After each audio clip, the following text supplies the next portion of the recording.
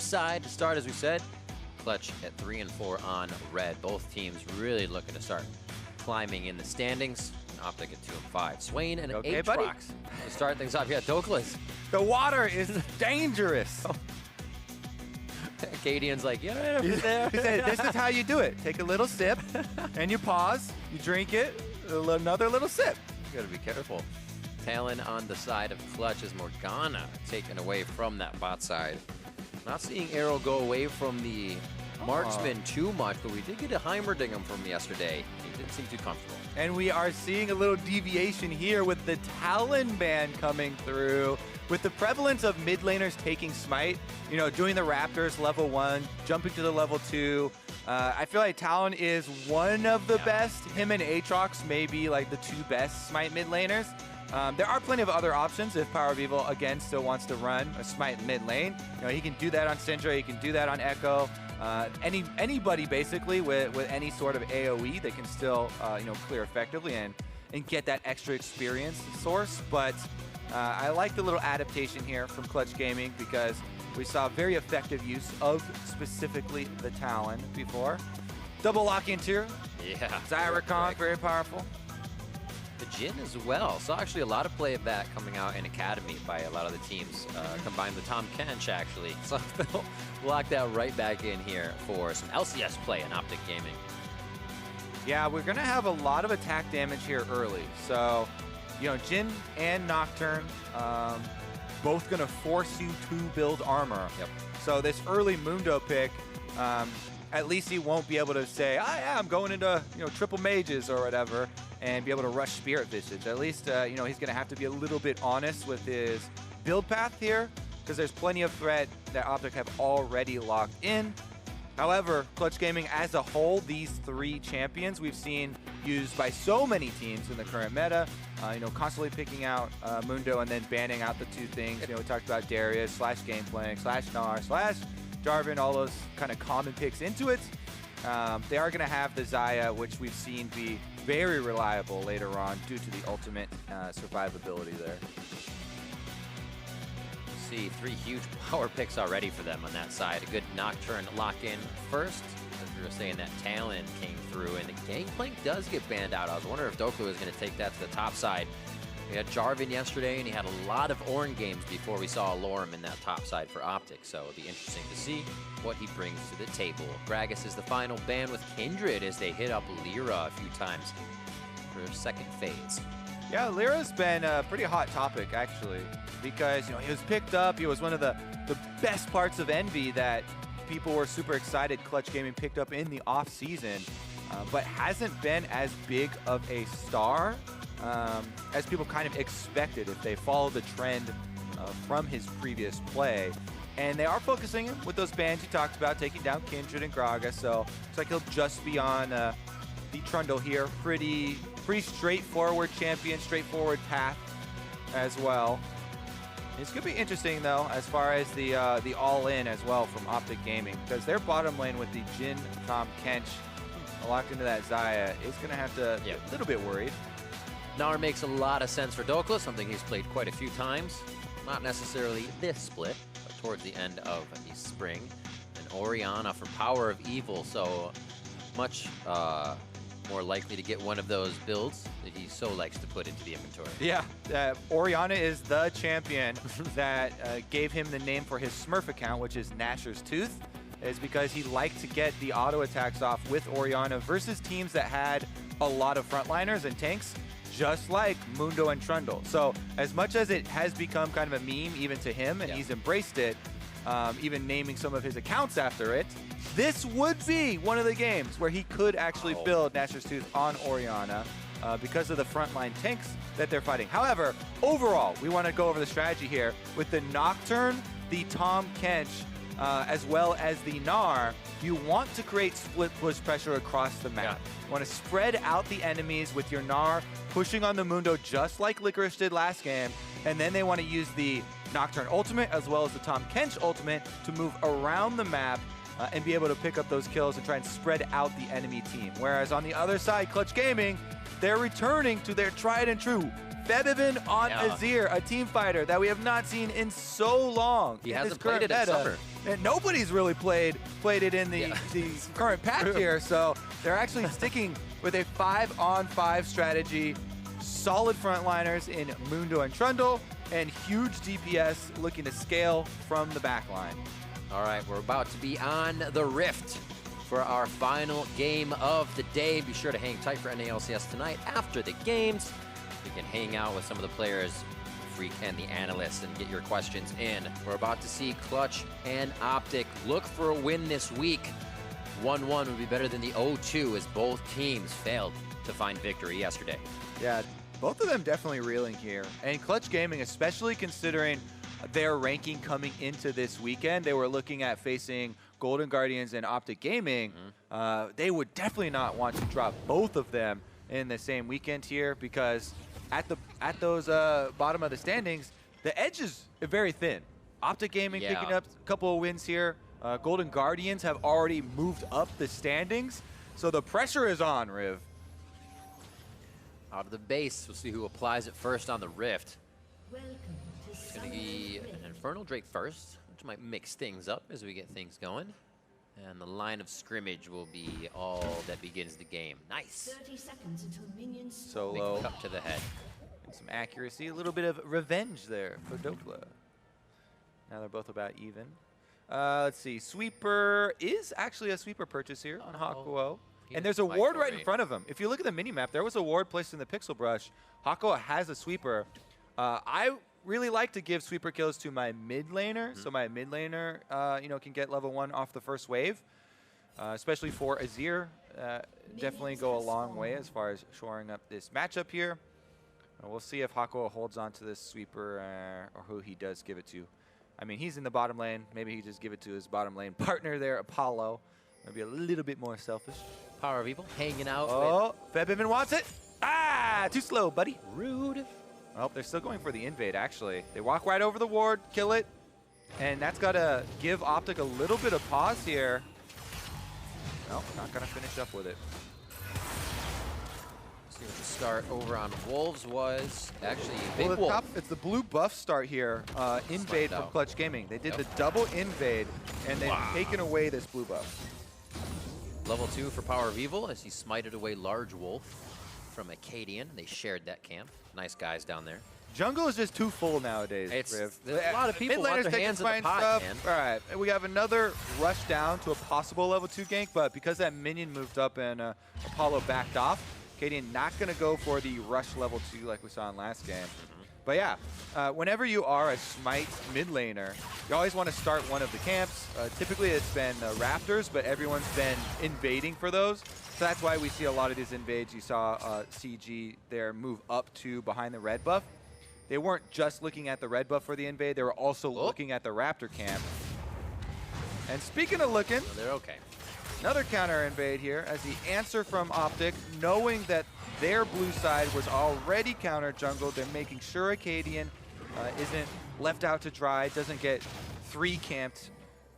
And he's going to be able to get the blue and the Gromp on this side of the map, basically just splitting the map in pressure, which does have an effect on a Gnar Mundo matchup early, as LirA would have another option to continue. Yeah, there was a Smite mid laner, buddy. And he already took that. That's why powerOfEvil has this experience lead. Not a terrible thing. Frozen Domain down, so it'll be a slow clear on Gromp. It does a little bit more damage to you, but Trundle is fine. Still has Smite up to get himself out. And all of this switcheroo kind of doesn't put the junglers in any position to get a good gank in to start things off. We saw Akaadian look, but just went for Scuttle as LirA hovers topside. So there is a ward for Dhokla, but even so, Mundo's applying permanent slows to him now. Oh, hello. It's just, what are you trying to do? Nothing? It looks like they're actually going to stay on Dhokla for a moment here, taking quite a few hits. What are you doing? Goes down for first blood. That's going to be tough, as he just kind of figured he was dead to rights. So that teleport, I believe, must have been arrows from the bottom lane, and it might have been communication there. It looked like good communication from Clutch to tell them they were going to stop it, because no hesitation from LirA. He's like, what teleport? I don't care. He continues right on. Oh yeah, I can see on the mini map, Rakan made the move, so it was an interrupt there. Arrow is trying to teleport, but good job there. Hakuho communicates to his team before this happens. He says, hey, this guy's teleporting, but don't worry, I got it. Walks right up, gets the edge of the knock-up, and Arrow sees it on his screen as well, so proper reaction there is to cancel. Yeah. That makes the what are you doing much more clear. I thought it was just the, hey, we're taunting you with this teleport. Dhokla knows to get out. That's why everyone stressed so much, you know, communication at every stage in the game. Yeah. You know, keeping the communication very clear and concise means the difference between, you know, committing to fights, pulling off kills like that. And as he said, can change the early game. Akaadian with a creative gank route here to repeat gank this Mundo. Gets the slow on, they hit the first one, hyper tags, and he's gonna get the fear down, knowing the flash is down, and secures the kill onto solo for OpTic Dhokla. I love to see stuff like that, where he's willing to burn his flash to get past the vision because he knows that this ward right there will give solo overconfidence, knowing that, oh yeah, I got my ward here, there's no way this guy can sneak in, right? Well, Akaadian is willing to flash over the back of that Baron pit and make his way in. So good answer there for Akaadian to, you know, get a little bit back for his top laner. We'll take another look at it, but you know, not much else to explain. Flashes over the back. Once you know, there's no flash. Yeah, there's no flash on the Mundo, so we know how that one plays out. Meanwhile, Scuttlecrab did go over to LirA during that replay. You can see on the map it was down there. And then, since this teleport was not used from Apollo to try and affect the top side, he's able to get back out to the lane phase here and keep up with this little CS advantage he's got. Good Arrow respecting that damage. Oh, maybe. Gets a little attack speed, sorry, movement speed off that last attack. And saves his hide. Bone plating on for solo as they keep trading. 46 to 41. Yep, trying to move this one back up. And it's pretty good that they were able to get some money back in the hands of Gnar. They actually have not only Nocturne going for a bush gank, by the way. This is one of the most effective ganks for top lane side. Because top laners don't have access to a lot of wards, you just run up through those brush, move up with your laner. And that was actually maybe because they thought there was going to be some action from LirA up there. But Akaadian did show on those minions, and that's going to give LirA the opportunity to get an early Infernal Drake. So this time around, that wraparound little gank from Akaadian through the brush doesn't really threaten the dive. It doesn't do anything except give the information over to Clutch Gaming and allow them a very powerful Drake pickup here. Nice and easy. Grabbing the honey fruit on the way out. We see items in the mid lane on the skirmishers. So it looks like they're trying to get a little fighting down. powerOfEvil as well says, let's go toe to toe. I'll smite you down. I really do like when the mid laners actually go for the jungle item completions. Challenging smite is insanely strong. The damage reduction as well as true damage you're going to be able to get when people are trying to dive onto you and you're going for the 2v2 skirmish situations. You know, a lot of the mid laners will just stick on the talisman or something like that so they don't spend money into the jungle item. But even upgrading your jungle item, those things are made to be super gold efficient because junglers are kind of a low economy role. So taking advantage of that, I think, is a good idea here from powerOfEvil. Plus, you're going to be able to get the passive bonuses off of completing your jungle item. So already here, yeah, you just did. Just 8 minutes into the game a little bit, able to get the runic echoes, and that does give you a lot of mana off of camps when you do go for those camps as well. I've been wondering. He's 79 to 76, which is evened out, and Akaadian continues to take his Raptors. It seems like they have it more so for the fight, for the objectives when they come up, as opposed to we've seen the mid lane smites always taking Raptors like a Talon or something. Top side of the map, love here from Akaadian as they get the only living scuttle at this point. A little pressure on Dhokla means everything is safe. We should also touch on, obviously, if you upgrade your smite early and you're in a situation where your jungler is a Nocturne, Nocturne wants to clear these camps very quickly so he can you know, get his ultimate, ranks up and get the cooldown there. It allows you to use your smite because if you don't have a lot of opportunities to go for scuttle crabs or invades and your jungler is taking all your camps, then that could be a useless summoner. But by upgrading it, they'll make use of that slot and dissuade some melee champions from trying to jump on him. Pretty quiet on the home front. Start things off as we come up on 10 minutes. Just that 1-for-1 so far. Top laners getting a little bit of that action with the assist to both junglers. We wonder if that's where it would start. It seems like that's where the action has stayed. Now they're starting to give a little bit of love around the map. That Infernal Drake from Clutch Gaming. Maybe put that to use in a fight soon. A couple of control wards here cleared out for them while they have the presence of their jungler. That's actually a very efficient vision little journey for LirA. Just by passing bottom lane, it allows them to clear out all of that OpTic Gaming vision, and they're completely dark on the bottom side now. And that is just at the timing of the level 6s for bottom lane, which were threatening kills. So a lot of pressure down there. And meanwhile, ooh, the ball delivery. Emperor's Divide is on the other side as Akaadian throws down the shield. Just a few more shots. He'll pick up that one on Febiven with the help of powerOfEvil. Now that one is one we can take another look at. That was so good. Akaadian also flashes there to get the knockback or the draw in from the shockwave. Nicely placed. And they combo so well. powerOfEvil and Akaadian, that's something where it's people talk about communication, but that's not technically communicating, right? You practice the combo so they know what you're looking for. You don't have to say, hey, jump flash behind this guy so we can get the shockwave pullback. It's basically just saying, my ult's up, let's kill this guy. And they know the strat they're going for. So on a ward, Febiven here, he's sitting. We have a shield come up from Akaadian, as well as he flashes over there. They make sure they get the kill. And double flashes, actually, I didn't quite see powerOfEvil during the regular play. He flashed in too to make sure he got another auto and secured that kill. But they wanted to make sure that there were no outs for Febiven. Rift Herald for Akaadian now. In that scuffle. Looks like he comes out for the better, as the team is able to now create pressure all over the map. 11 minutes in, and we'll have to see Solo. A few hits on the top is on that mini-map, pushed under his turret, is just not having fun. Dhokla's still taking some heated up tower shots. Could even this out once Solo uses his ultimate with this wave coming in, but still doesn't want to fight it out. With Dhokla going Mega Gnar, it could just flip things right back around, and then they're even. So they're saving those ults for possible team fights. And speaking of ults, that Nocturne ult almost back up again for Akaadian. So quick. He had the warrior there, so there was some cooldown reduction on it. And as we saw in the replay, you know, he didn't actually have to flash the Azir wall. He spell shielded. He went through there with his ultimate, which was very nicely done. So that means that he still has to flash as well for ultimate number 2, a possibility they could try and punish Febiven. powerOfEvil, though, as we said at the end of the replay, he used his to get into range. So whenever you see that even offensively used flashes, it's a possibility you could try and attack from the opposing side. It's actually something that was pretty impressive because one of the biggest things with Orianna is losing the distance of that command protect. While it does give you more range, powerOfEvil knew it was just on the cusp of being broken. So smart play there from both of them. As you said, the combination is known by these guys.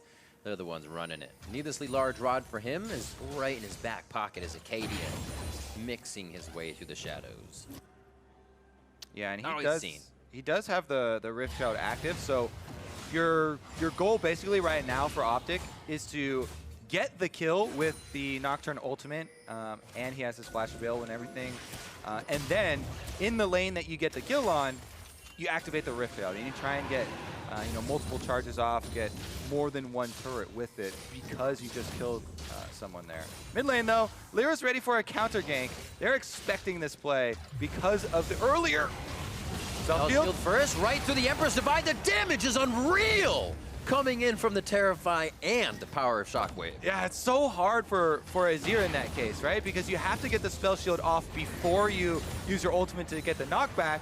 But he doesn't have any time because he's instantly dead anyway there from Shockwave landing right when the Nocturne comes in with the burst damage. And there you go, Rift Out activated right after they get the kill. They don't protect it though. Even though they had 2v1, I really wanted to see them get 2. The whole point is you just killed the mid laner, and Trundle's a melee champion. If powerOfEvil and Akaadian stand there and walk this Rift Herald up, there's no eye damage. Yeah, they can't. He can't get behind the Rift Herald, can't take out the eye. Whatever though. They did the main goal. They got the first turret bonus. They got 2 turrets even with the Gnar taking top side. It is a big deal. I like how much you bring it up. To me, it is, Riv. Yeah. To me, it is. We'll make the team that always goes in on the second turret. Protect your Rift Heralds! Protect the Rift Herald. 3-1 at 15 minutes coming up on the scoreboard. That's a 2,000 gold lead here coming in, which has shrunk just a little bit with that turret takedown.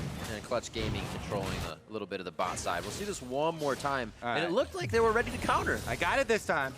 The ult comes in. He's got his spell shield up, so the knockback obviously is not going to get him. And the shockwave was well timed once again, so they got all the burst damage. Boom!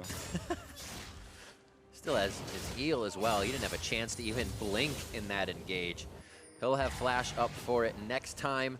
And you have to consider that ultimate shut down LirA's vision. That's exactly what the Paranoia does. And he was kind of not realizing what was going on until Febiven was almost dead, too. That's a feels bad, man, sort of situation, too, because they knew it was coming. They had LirA here. They're like, I've got my control ward down. I'm waiting for the counter gank, Febiven. I'm right here with you, buddy. Don't worry. And then he's like, oh, well, didn't think of that nothing I could really do about it. That's too quick. Well, stopwatches are up now. They may be used. One here on the top side for Solo. Hits it pretty good, giving his ultimate enough time to make him nice and healthy, but he does have to summon or flash the shockwave. Yeah, stopwatch so important on Mundo, as we kind of went over in the last game. Really well used right there to deny one of the ganks from Akaadian. But that being said, this is really on display as why Nocturne was so heavily prized. It still is, even after some of the damage nerfs. He was banned every game today, except for this one. There you go. Meanwhile, some turret trades going on as Clutch Gaming are able to get one back for themselves on the top side, but that still leaves OpTic with all of the outers, to their advantage. Rabadon's almost quickly finished up. Second item for powerOfEvil, so he can just start putting down some glass cannon attacks. Miss builds where you just hardly put defense to yourself. I love it. Slow movement for this next Drake. Will be an Ocean, as two have already been grabbed by Clutch Gaming. They have, I'm sorry, they don't have the lead in turrets, but it only means the top or middle one stands for them to take down. We should also comment on powerOfEvil's build, or what it looks like he's doing this time around, because it's so fun to keep track of his. It looks like second item Rabadon's here. So what we said about damage before, he's like, you know what? Yes, we're getting as much AP as possible super early on. And Rabadon has the percentage increase for your AP, and the jungle item, as we were going over, is such a gold-efficient source of stats. They actually recently buffed the Runic Echoes in a couple patches ago, where now it gives 80 flat ability power. Yeah. And it's so cheap, in addition to giving you that challenging smite, that this is a very, very efficient, just giant numbers AP rush build for Orianna. So PoE is going very, very big here for big burst damage, as well as being able to apply that big shield you were talking about. And if you think about what we just heard from him, being able to activate, being that go button, wanting a Shurelya's on some builds because that's what that effectively does, that's what Orianna's W is. Doesn't have to put it in this build, gets that utility out of one of his favorite champions already, and that is bringing Akaadian into the fight immediately. That's a big glowy brain, Freak. Riv. Freak's the one who always does those jokes, so that's why he snuck into my head. It's okay. No! Freak can't get away from him. Freak is higher ranked than me, so I will accept that. Even when he's on the analyst desk, can't get away from him. Mid lane turret, not going to get too much pressure. They have zero vision on what OpTic is doing here, so they don't want to put themselves in a scary spot. Yeah, Dhokla's out of there. Mini Gnar form, just going to hop over the wall. Meanwhile, let's take a look at it. As Clutch Gaming do need to regroup. They've got the Elemental Drakes to their advantage. However, Febiven here going back to this Azir pick that everyone else kind of dropped very quickly after the last couple patches, has been focused. And they're keeping him down. And he's a super hard scaling champion that needs to get, to a couple items and needs time in the fights to actually get off these auto attacks. Yep. So Clutch Gaming really do need to use the rest of their team around him with the Mundo, Trundle, trying to play front line, and try and actually protect this main player, because powerOfEvil on the Orianna is OpTic's main player, and he is set up for success. His go button is getting pretty big. He's going to be able to hit that for Well, everyone. he might. Almost triggers it there, but the team is right behind him. Akaadian is literally leashed to powerOfEvil at this point in the buddy system. He's that third summoner spell. Yeah. Nocturne basically. now! Summon Nocturne. Very effective right now against Clutch Gaming. 3,200 or 32,000. Oh, there's 34,000. setting up for it. The ball's passed over to Akaadian. Looking for a juicy target there in the jungle. Not a whole lot resulting from this fight in the bot lane. Yeah, Dhokla does have Berserker Greaves though, so in addition to you know, Armor Shred and the Grievous Wounds, he's got the extra attack speed. He is looking to continue his dominance in the side lane, pushing up, keeping turret pressure. And again, as we mentioned in Champ Select, that's what OpTic are trying to use with the long-range Nocturne ultimate and the Tahm Kench possibilities. You push up your side waves, you keep the cross-map pressure, and look for people to pick off. Clutch Gaming on the map now with about 5,000 gold in their inventories to spend across all of their players. They're just holding off this pressure from OpTic, constantly putting down more wards, trying to clear out until they can find kind of those solo backs to put some more items in their inventory. No time for that just yet, as mid lane getting suffocated by OpTic. Arrow getting in that first and last bullet of his. It looks like they'll back off. Yeah, even though Apollo does have teleport on the Xayah, who's up on top side now, it doesn't seem like Clutch would want to rush into anything here. Again, they still want to build up some more items on Azir, have the real crits start to come through for Xayah and build up a little bit more. Even though they had a decent amount of vision setup and defensive wards for themselves. Ocean Drake now going over to OpTic. I'm enjoying watching actually how much money everybody has right now, because if they were to win a fight on the side of Clutch, spending 2,000 plus gold, we actually just had Febiven buy something, escalates these fights even more. Here it looks like they'll be able to get in and buy already, so everything I'm saying kind of fizzles out, and they'll be able to test the damage with their core items they were looking to have before getting into that Baron fight. Scuttle grab here from Big, possibly. It's going to be slow going. Tahm Kench is great because he can actually deliver Scuttle money to one of your carries. There we go. You don't say. Send it right over to PoE, who is going super hard carry mode this time, by the way. Oh, yeah. I think you heard the criticism last time where he was like, yeah, I feel like I have to do so much for my team. I got to get speed, I got to get vision, I got to do everything. Now he's like, you know what? Full AP, I was actually full damage. Joke and say get a Void Staff next, but I thought he was going to put maybe an Orb or a Ludens in there for the middle ground, but we're already getting to that 25-30 minutes, so I guess Void Staff. Put it in. All right, pushing up the side waves. Look at the mini-map here. Top wave pushing. Bottom lane, they've got Dhokla on solo. Now all that's left to get the mid lane going. Lasagnas for Akaadian as well, thrown into his inventory. Before he finishes up those boots, he knows his ultimate's going to get him where he needs to be. He just needs the safety of powerOfEvil and the team to get there. And you got to remember, there's quite a few semi-globals here. Tahm Kench gives someone another semi-global, so they can also follow Akaadian if he goes too deep. Yeah, that stopwatch active is so useful for Nocturne, because usually it's a one-way ticket. Paranoia in, kill your target, but you feel like eventually you're going to go down because you're so squishy. Everything about him is a nightmare. We'll buy you some time. All right, here we go, though. Top wave is still building up there, and OpTic, they've got the next 30 seconds to work with, where there's a huge top wave pull on Clutch Gaming, and this is the opportunity they need to take advantage of. Not let them just clear out this minion wave for free, because, man, it's going fast. Whoa, Febiven giving himself up there as he soldier arise in mid lane. Is it enough? Deadly Flourish misses, and Akaadian didn't have the spell fingers in ready there for that moment. Oh, fumble fingers. Very fumbly. Thought he was going to receive a bit more damage. Gets himself out of this situation. Now flash, ult, and stopwatch down, which he cannot rebuy. That was the first time where he didn't spell shield the ultimate really well. Finger and then he also, gonna lose out on a lot of cooldowns here. All right, Clutch Gaming, though, they're so happy with the way that the last 45 seconds went. They got the top wave for free. Yeah. Febiven was able to live through a Nocturne and get his flash, his ult, and the stopwatch active down.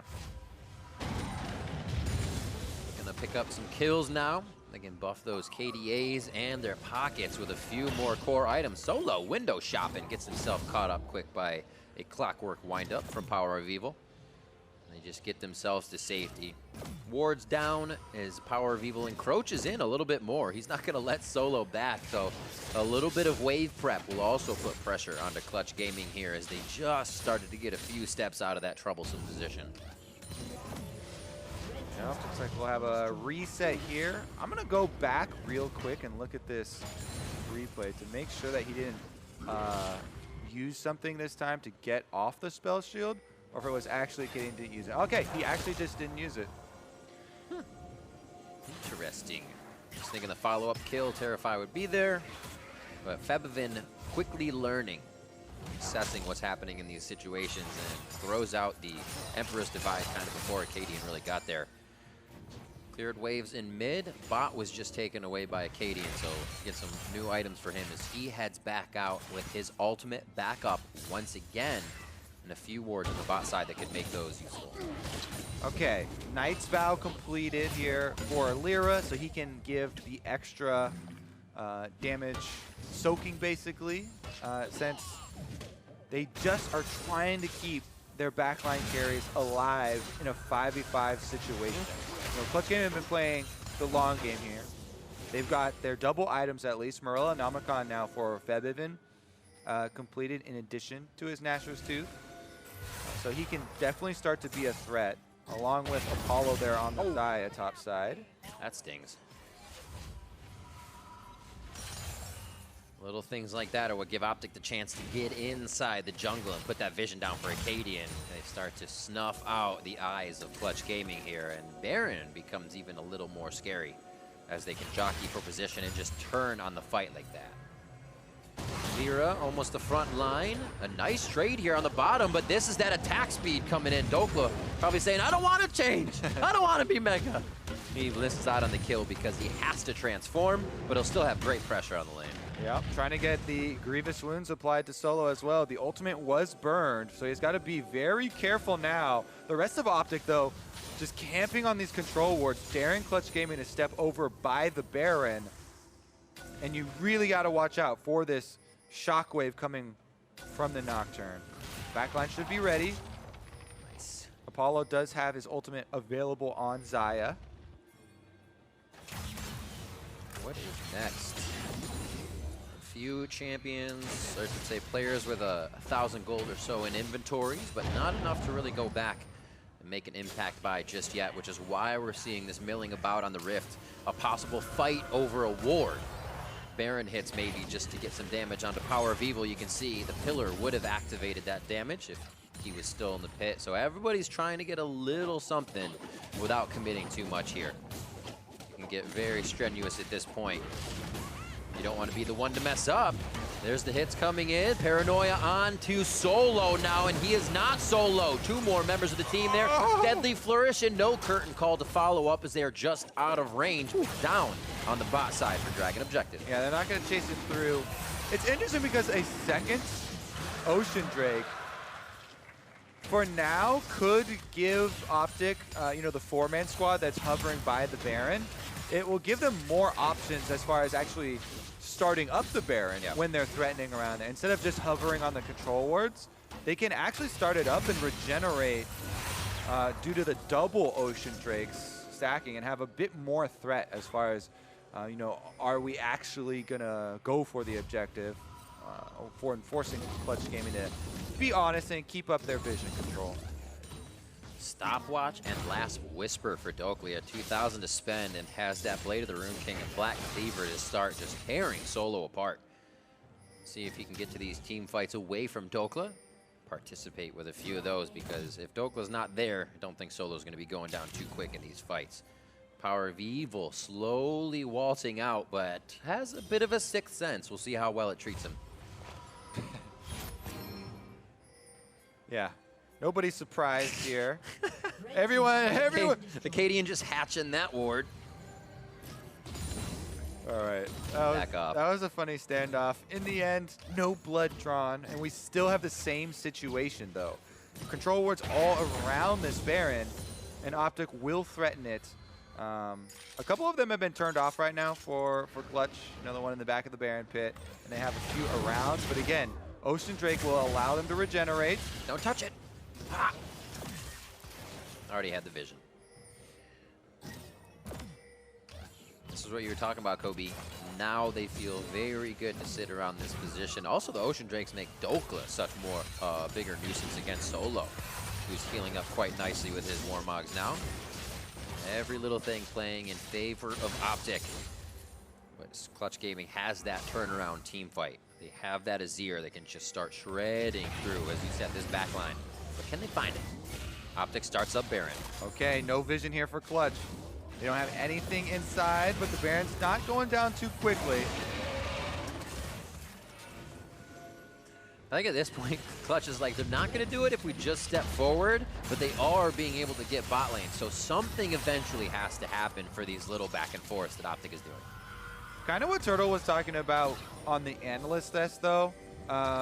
Even though you have this split push advantage there with Gnar, it's going to take him so long to actually get inside the base and get inhibitor turret or anything. It's so much about forcing Clutch Gaming into rushing something, right? Rushing into a bad position.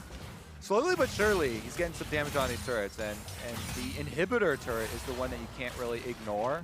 If the Gnar starts to get significant damage on this inhibitor turret, then Clutch Gaming really do need to move. He's clearing really fast at this point. Just a few waves. Red buff as well has to be quite a bit troublesome for Solo. It looks like Dhokla doesn't like the vision he has. Not knowing where Apollo is makes him back off, but now that puts priority towards the bot side. Arrow teleports in.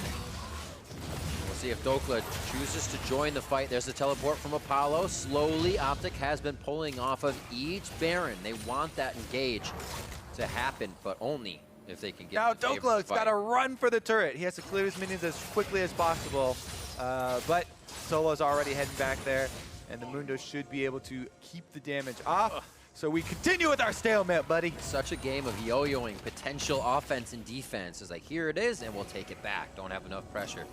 When the defense comes through and the attack comes back, somebody will be able to solidify a kill here, and it's going to open up the game quite soon. But nobody feels confident enough to engage. It may just be a split push that pulls off a solo kill here, and then another team is able to move through. Definitely slower than what we were watching last game. Both teams continue to size each other up with no fight. I figure at 4 turrets to 2, you'd see a bit more vision for OpTic between the shorter part of the jungles on top and even bottom side. They have a few in on the right side of where Febiven would be, so those teleports could be big in a Clutch Gaming retreat, but you need a reason for them to retreat. Even with the Tahm Kench Nocturne combination, right, you're there in a minute, a second. OpTic have not been able to keep up the pressure and force Clutch Gaming. They've been farming at their turrets here without any real pressure, and that is exactly what they want. Infinity Edges are now coming in for both marksmen. Already one half of the death cap possibility here for Febiven. I mean, it's just one needs to large right now, so he can turn it into whenever he wants, but there it is. Gets the big buy. And now he's got the 3-item spike here for the big later game carry. Plenty of options available too, because he still has his stopwatch. That is going down quite slow at this point. Down to about half HP. LirA just over the wall. Here's one ward. Would have to flash into the pit if he wants the smite fight. 15 for junglers goes in. Akaadian gets the smite, and now it's going to be bad for LirA as his flash was used to get in with no safety. Battle dance! Almost just in time. Apollo takes quite a bit of damage from that shockwave, but he does get the Featherstorm back, and he gets a kill for himself onto Big. Finally, they activate the fight, and Clutch Gaming pull the trigger a little harder. Scattered call here, and it actually leaves Dhokla pushing with a Baron buff on the bottom side. That inhibitor turret is toast. You gotta remember about the things on the outside of the map. While Clutch feels great about that, they lose the inhibitor turret and are quickly back to recoup a little of that pressure on the bot side of the map. Seemed like a little bit split decision making here from Clutch Gaming. I think they would have been in a good situation if they all had just run through a little bit earlier and forced the fight at Baron rather than going for the steal first.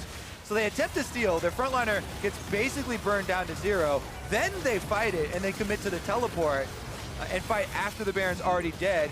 In the end, yeah, they clean up another kill, but like we were saying, on the bottom side, they did let Dhokla inside of the base. This shows great reactive fighting by Clutch as well. Akaadian smashing the ultimate right before Baron goes down, denying any vision, so Clutch had to quickly rethink that fight as soon as they saw the OpTic members. Now have a few Baron buffs to deal with at 2 minutes, but feel like they can flex a little bit and are going to take down mid in their favor. It's definitely going to be an interesting Baron power play to evaluate, as OpTic actually got quite a bit. Let's see here, though. Clutch, outer turret finally down there. They got some gold back for themselves. And again, they're scaling up for their 5-on-5 front to back. The stone plates are actually very big buys for the tanks, too, later on in the game. Coming in. Now that LirA does have that in addition to solo, both frontliners are going to be able to put up some pretty big defense there. Smart play from Dhokla as well in his build of defense, not making sure, I should say making sure that LirA isn't getting too much out of subjugate from him. Might still have a little bit of that Gnar love when he gets the ult down. As wards are being cleared out here, face to face. You gonna let a support do that to you? 2-0 to Akaadian, he knows he's stronger. They're just waiting for the perfect engage. A mid turret down to about 20% HP. Febiven being kind of the only lonely that can really clear here unless they have Apollo to help. Meanwhile, powerOfEvil, 4 members are making their way towards this Orianna. Ooh. Dissonance, that's his speed. Oh, good shutdown of vision. The paranoia is not necessary for everything that OpTic need, but it does allow them to keep the pressure on the map. Yeah, there you go for OpTic. They're able to use their globals now finally to get 2 turrets with the assistance of Baron buff.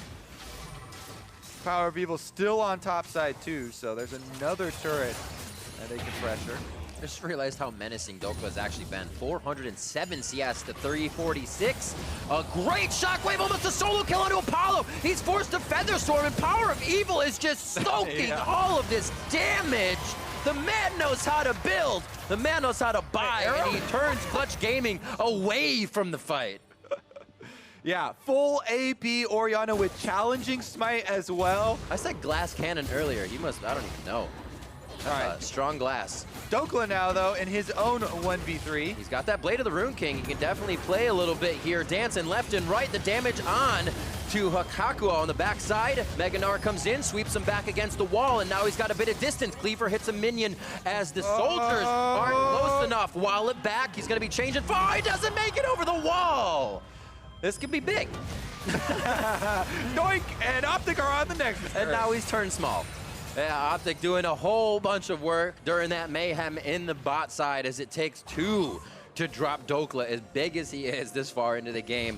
Now respawns from LirA come in, but the base has been hit by OpTic Gaming, and Clutch is trying to repair. The Baron buff, the key that unlocks everything for OpTic, as they're finally able to get all 3 lanes pressure, use their globals to make sure they finish off these turrets and push down so much of the Clutch Gaming base.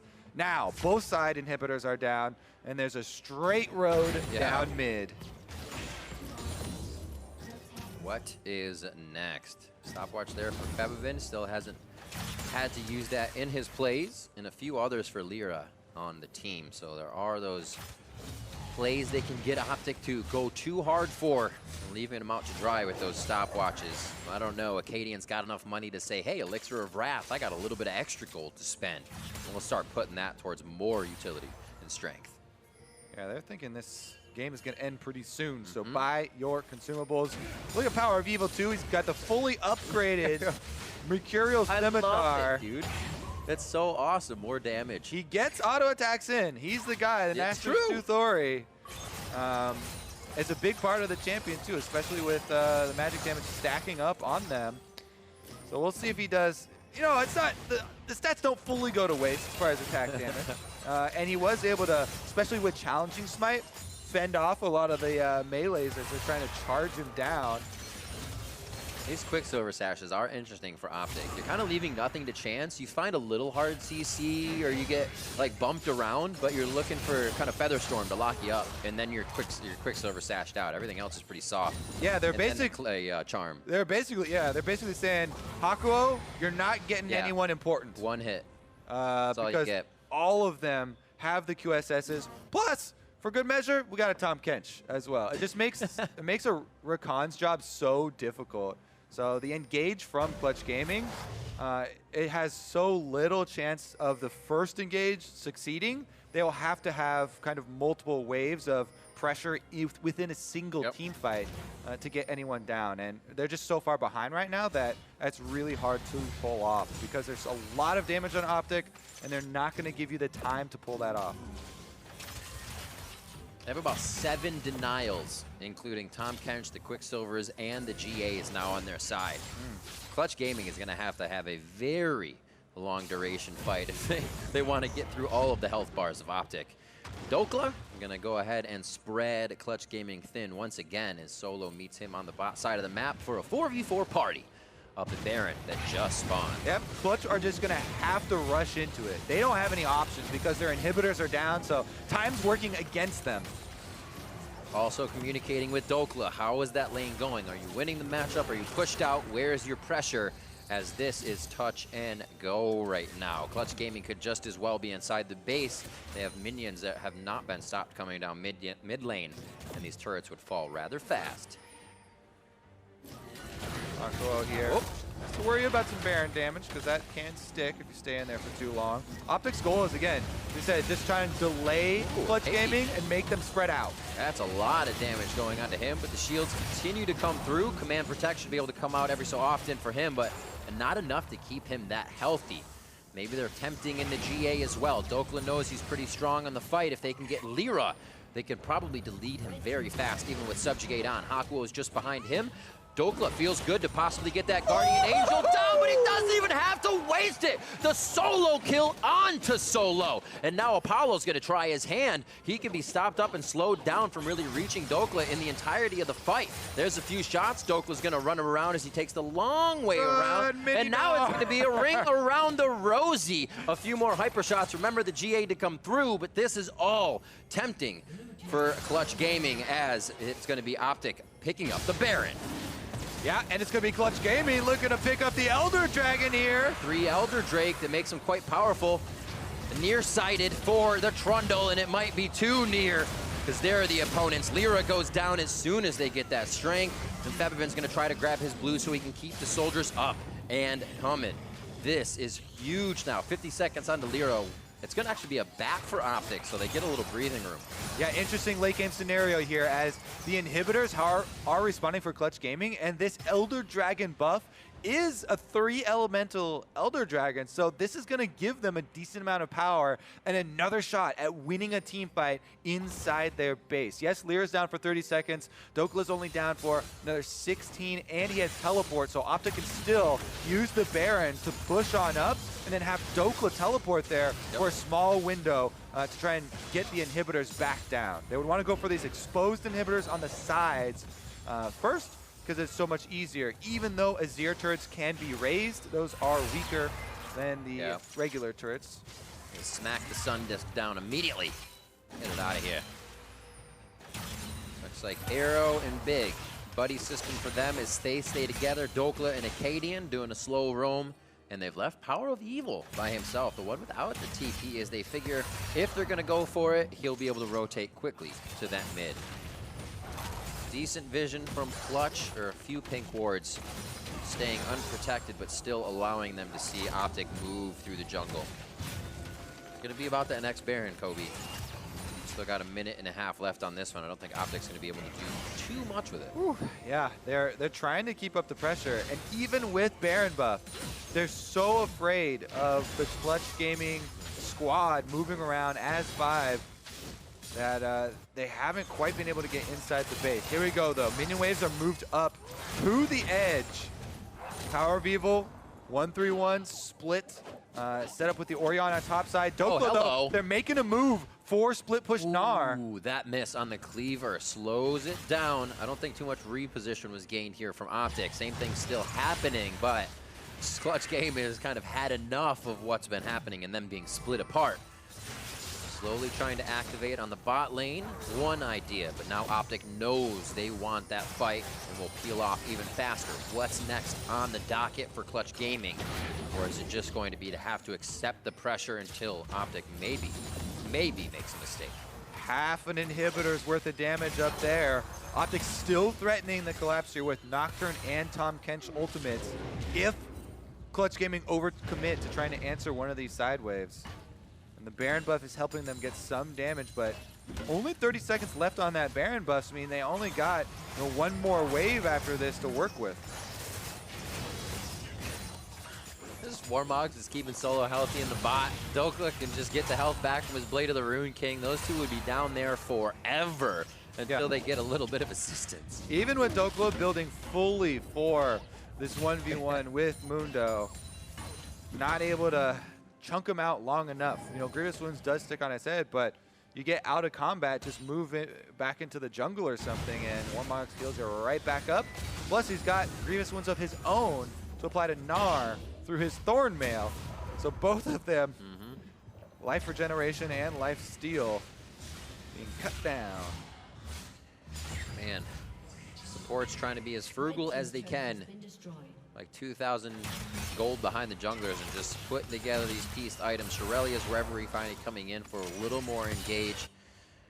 And those Quicksilvers and Knight's Vow we saw before as well. 700 gold on Big, so not too much to buy just yet for him. But it is that idea, what's next? What's going to actually help? And I think what Clutch might want to do is activate a false fight. Find a way to get those Quicksilvers down, but not take it right away, and then find that fight right after. So much easier said than done when the team just runs away from everything you're trying to initiate. Yep, especially when OpTic's still sticking to the split push.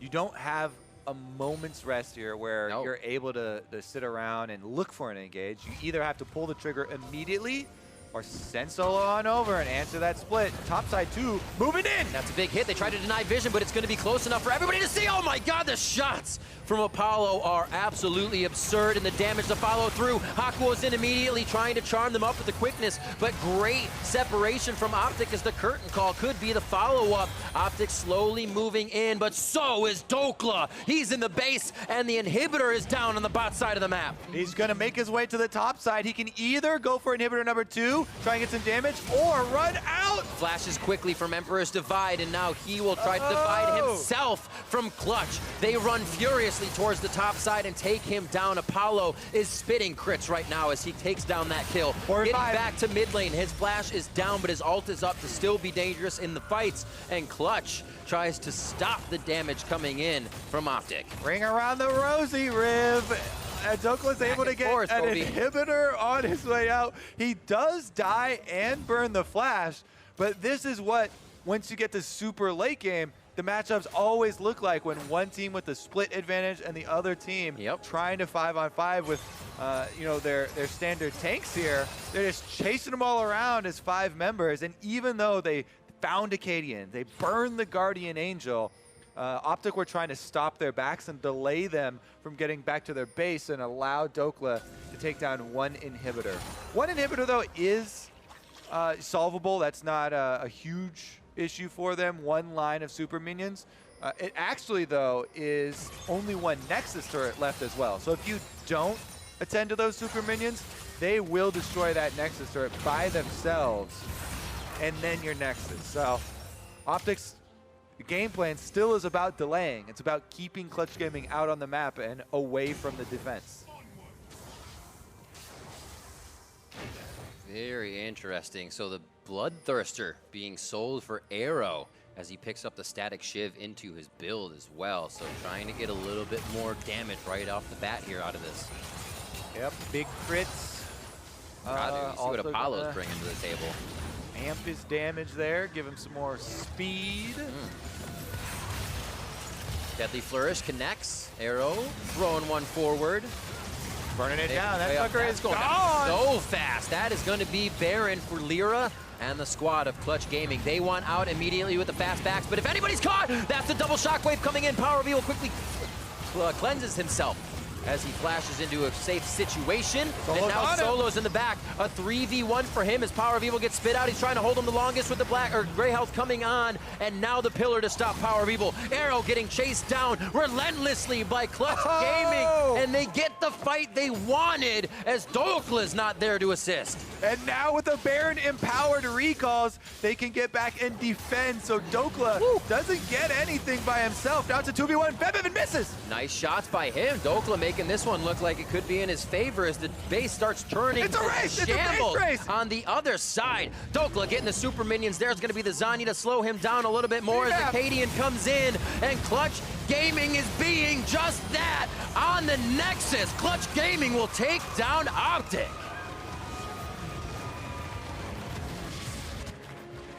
What a backs against the wall game for Clutch to come out swinging after tempering the damage of OpTic so much from lane to lane and weathering the split. It can be so frustrating as the 5-man squad to deal with split push for that long. But again, the neutral objectives are always the answer way out, right? They 5-man, they just rush down the Baron, and if they get the Baron, then the Baron-empowered recalls allow them to get back and defend from the split push. So once they were able to secure that, holy moly, that's the end of that game. The confidence to tell yourself you're doing the right thing when you're not seeing any results from, like you said, as that split push kept happening, they kept just leaving solo bot. They kept having Dhokla and the rest of the team for OpTic engaged onto solo, and they're like, hey, we're actually holding here. It's just a matter of time until we force it all back onto OpTic. We force it all back onto OpTic. Whew. Wow. Have to be so decisive in those late game situations when you're faced with that much pressure. OpTic, though, you gotta say, coming out so strong. You know they wanted to use the Ori. You know they wanted to use the Akaadian, and time after time, they secured kills with that. Clutch said, we need to slow down. We can't give them a chance for Akaadian to tag on to anybody. And that's what really started to stall the game out. Yeah, that Nocturne Orianna combo, very effective early on, getting them a lot of control. But in the end, team play there from Clutch Gaming comes out on top. That they do, and to get some more on that comeback win, let's send it over to Avali and Clutch's Shurima Shuffler in the mid lane. Thanks, guys. Febiven, congratulations on that win. I want you to tell me a little bit about that game-winning fight. Well, yeah, we were kind of screwed. Like, they had one inhib, and if we wouldn't start Baron, they would just instantly, like, they would try to backdoor with Gnar. So if we would just stalled, they would have started Baron again, and then we would have, you know, just played like the whole game played out. But yeah, they gave us a window to start Baron, and then I think, yeah, we were just way stronger in team fighting, and we were confident that we could go for it, and then, yeah, I think like 3 people of them died, so we only had to defend, and then, yeah, it was kind of easy to end after that. And I mean, sorry to say, you look a little tired. It was a really long game. How do you guys keep your composure throughout the games, and what's going on through the comms the whole time? Yeah, it's really hard in this kind of situation because they had split pushing champs and Tahm Kench. And we were on the back foot all game because I played really bad early game, so they snowballed. And yeah, they got a huge lead out of that. And then, yeah, I mean, you just gotta do what you gotta do. You know, we practice like against that, and we know how to react. So they just misplayed, and we capitalized, and then we won in the end. Have you identified maybe any room for improvement, either in this game or for Clutch as a team? Yeah, for sure. Like our scrims, our training are really poor. Also, our early game is pretty bad. Like, sometimes we do really well, sometimes we just lose really badly. And I mean, we can improve on everything, you know. Like, we're no near a perfect team. We're still looking to get into playoffs, you know, try to get into the finals again, you know. But yeah, I mean, obviously there's so much to improve. Well, Febiven, thank you so much for your time, and I hope you celebrate this weekend. And to wrap up the day, let's hear from the State Farm Analyst Desk. Thank you very much, Avali. Thank you, Febiven, for the interview as well. What a game to end on. We got a very long, drawn-out battle. We got to see another Gnar into Mundo, which is interesting as well. And we can see, of course, the lineups on your screen right there. Arrow on a more comfortable champion. His Jhin, I think, one he's well known for. Orianna for powerOfEvil. If this was a game that OpTic would have won, like, this was a comp, I think, for it. Even like a super high tier champion like Nocturne being allowed into the draft, this should have been the game, I think, for them. Yeah, Clutch took a risk in draft throwing the ban at the Talon when everyone else has been banning Nocturne. 9 of the 10 NALCS games has had a Nocturne ban. Nocturne's one of the highest win rate competitive champions across the world in the summer split. And it was still effective early, but as Febi said, you do what you got to do, and they were pulling it out. Grind it out, because the Azir pick looked really strange. Like, he has mobility to potentially get out of the Nocturne Ori combo that he knew was coming at that point, but it's still not enough. That's just such a disgusting combination when you put the two together. Yeah, and they did the combo about twice, and we can kind of talk about that. We have a bunch of replays of Akaadian killing people. Some of them not even with the ultimate. He had like the flash over Baron Pit, for example, which was really nice. So this was just a good trade gank, before basically. This to get in position over the Baron wall. Really creative gank, knowing that the flash was already down on solo. That helped get Dhokla ahead in the early game, and then as long as the Ori's in range to get the ball on and you're timing your spell shield right on Nocturne or just flashing over the wall, you're going to be able to connect those kills. And then even when the trundle is in position to try and do something about it, it's just so fast that, you know, by the time he's walking up to drop the pillar, it's like, well, my teammate's dead. And there wasn't that much protection to really keep someone alive from those dives. You combine that with the Gnar into Mundo, like we were saying, and suddenly you have this very strong early game comp for OpTic that they were executing on. But the thing about that reel is that was the end of the Nocturne ganks that turned into kills for the next 15 minutes. Like, Akaadian started out 1-0-2 or 2-0-1, and then had the same scoreline at minute 17 or so. So like, hey, that really worked. Hey, you got a 3,000 gold lead. Maybe you got first turret. And then we're just kind of waiting for things to happen. And Clutch Gaming, as kind of true to how they've been playing a lot of this season, waited out. Febiven gets a bunch of gold. Apollo gets scaled up on a crit marksman, and then they start winning team fights again. 49 minutes and 49 seconds into the game, which is the end of it, Akaadian was 3-1-2. So he started 2-0-1, 1 kill, 1 assist, and 1 death in the next 40 minutes. Perfectly balanced, as all things should be. Yeah, and they tried going bottom a couple times, which I understand the idea. It is hard to kill a Mundo, but if you can kill him and break it open so that the Gnar can really start crushing in the split push, then it makes a lot of sense, and that didn't ever happen, and so the Gnar was still split pushing. Close, though. Yeah, right? Like, it was almost broken. Yeah, if they got 1 or 2 more kills on him to get him just a little bit further ahead of the Mundo, maybe it works, but as a result, Dhokla would go perma split pushing, get a turret or an inhib, and then die for it, and then this team wouldn't be able to actually fight on the other side of the map. Yeah, and let's be honest, this was a massive comeback. Like, they were down 2 inhibitors, a Nexus turret almost the whole time. As far as game flow, it was actually not too dissimilar from C9 versus COG with the Gnar winning the split push. It's just the Gnar team was actually winning for most of the game until they lost it, as opposed to losing the game for most of it until a near comeback. Yeah, the reverse coast. You got to see that Gnar versus Mundo matchup, but ultimately some of it does come down to like who wins a big team fight at 50 minutes, because then you have enough time to push the Nexus. Yeah, and you think maybe it could have been a 6-item Orianna, but of course 6-item Xayah, a great team fighter as well. And we have, of course, that clip for you, the game-ending team fight here. Baron still does not come through, but they go for the fight anyway. Critically, the Nocturne ult was not able to be used for damage, so there's no way for Akaadian to get involved in this fight. And look at Hakuho. That'd be dead if you had your Nocturne ult right now. Finish that off, and you're wrapped around the backside on Febi. You can potentially win that fight, but there's no real threat, and instead it's just Mundo charging down your backline. He messed up powerOfEvil, then he's continuing to mess up Arrow. And once again, this entire time, where's Dhokla?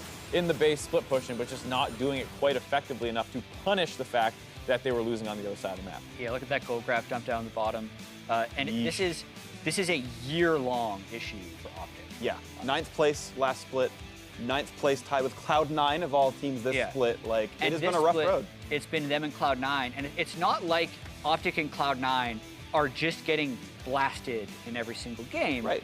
They are doing pretty well and respectively for most of it, but they're not putting it together at the end. For Cloud9, it's been just the first part of the summer split. For OpTic, it's been the whole year. And sorry, go ahead, Mark. This is just a random stupid note, but people should throw out Mundo games for DPM. Like, if you play against the Mundo, your DPM doesn't count. Because, like, wow, 4,200 in a 40-minute game. What a god. Yeah, 42,000, excuse me. And then, you know, Huni had that monster game against the Mundo. It's like, you know what? That's kind of inflated. Yeah, and I want to say, right, I do respect OpTic for trying, right? They had the gate sub for a little while where they said, okay, let's put him in there. Let's just try going obvious funnel for a couple of games. And that worked for us. Turns out, okay, Kade's probably such a good player in the jungle, you probably want him starting every game and not just hard falling every time, but they're running Smite mid. And Pee-wee looks good. He's got, you know, something going on for him. So I think, again, they are close. The 2 and 6 is maybe a bit low for them. C9 in a kind of a similar boat, of course, as well, where Tough year. Yeah, I mean, Tough life. and it's so easy to make fun of them from the distance, right? But I mean, even with this lineup where it's mostly LCS starters, they still only went 1-1 this week. And if the call coming in was, this is a roster that will not make Worlds, Jack, do you want me to bench players till it works? And he says yes.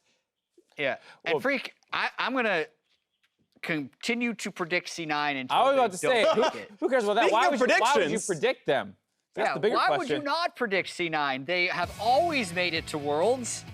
This was Ooh. a bad day for predictions, Hey, I will man. say. Because you look at that and you think, okay, 100 Thieves, Team Liquid, they're first place. TSM, they're usually good, right? Surely I'll do well, but no. This is the year that all the trends break. TSM didn't make a finals last split this time. C9's probably not going to make Worlds, dude. I'm going back to check after this for my own pride whether or not the favorites have actually lost, like just the Favorites general based on consensus favorites based on record have actually lost more games than they've won with how topsy-turvy the split's been. I think that's the case. I mean, Golden Guardians 4-4, FlyQuest 4-4. There's, I mean, it's actually pretty nuts how close standings actually are. There's 8 teams within 1 game of first place. So I am done with these gentlemen. I'm done with the analyst desk for today, but the show is not over. NALCS tonight starts right now. Woo, it's Do you gonna have be exciting. music? Da-na-na.